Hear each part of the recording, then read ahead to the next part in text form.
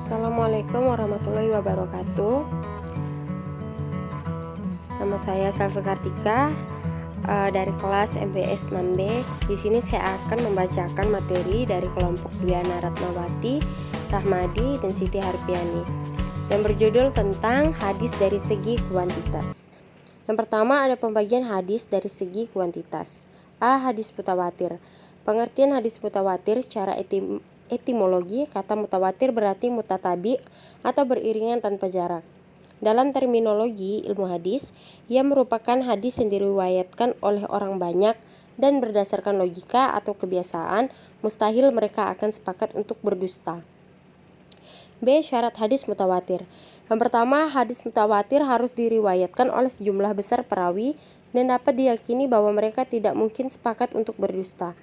Kedua, adanya keseimbangan antara perawi pada tobaqot pertama dan tobaqot berikutnya. Yang ketiga, berdasarkan tanggapan panca indera.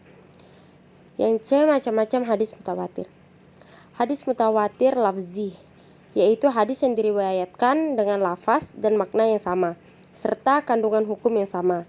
Contohnya, arti dari hadis di atas adalah Rasulullah SAW bersabda, "Barang siapa yang ingin sengaja berdusta atas namaku, maka hendaklah dia siap-siap menduduki tempatnya di atas api neraka."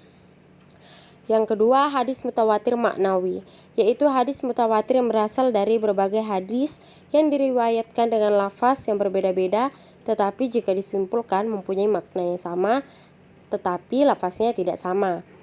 Yang ketiga, ada hadis mutawatir a'mali, yakni amalan agama atau ibadah yang dikerjakan oleh Nabi Muhammad SAW, kemudian diikuti oleh para sahabat, kemudian diikuti lagi oleh para tabi'in, dan seterusnya.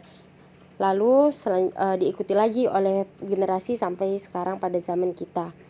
Contoh hadis-hadis Nabi tentang sholat dan jumlah rakaatnya, sholat id, sholat jenazah, dan sebagainya. Yang B ada hadis ahad. A. Pengertian hadis ahad. Kata ahad merupakan bentuk plural dari kata wahid. Kata wahid itu berarti satu. Jadi kata ahad berarti satuan, yakni angka bilangan dari 1 sampai 9. Menurut istilah hadis ahad berarti hadis yang diriwayatkan oleh orang perorangan atau 2 orang atau lebih. Akan tetapi belum cukup syarat untuk dimasukkan ke dalam kategori hadis mutawatir. Artinya hadis ahad adalah hadis yang jumlah perawinya tidak sampai pada tingkat mutawatir. Lalu yang B ini macam-macam hadis ahad. Yang pertama ada hadis masyhur. Menurut bahasa, masyhur berarti sesuatu yang sudah tersebar dan populer. Sedangkan menurut istilah adalah beberapa definisi antara lain.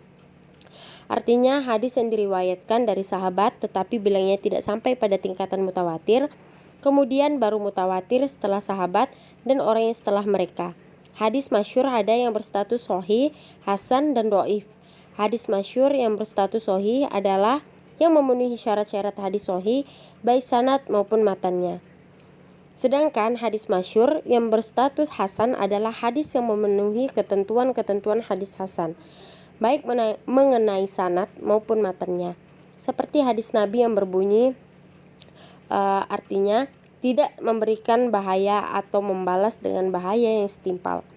Adapun hadis masyhur yang dhaif adalah hadis yang tidak memenuhi syarat-syarat hadis sahih dan hasan, baik pada sanad maupun pada matannya. Seperti hadis yang artinya menuntut ilmu wajib bagi setiap muslim laki-laki dan perempuan. Kedua, hadis khairu masyhur. Ulama ahli hadis membagi hadis khairu masyhur menjadi 2, yaitu aziz dan qorib. Aziz menurut bahasa berasal dari kata azza yaizu, artinya sedikit atau jarang. Menurut istilah, hadis aziz adalah hadis yang perawinya tidak kurang dari 2 orang dalam semua tingkatan sanad.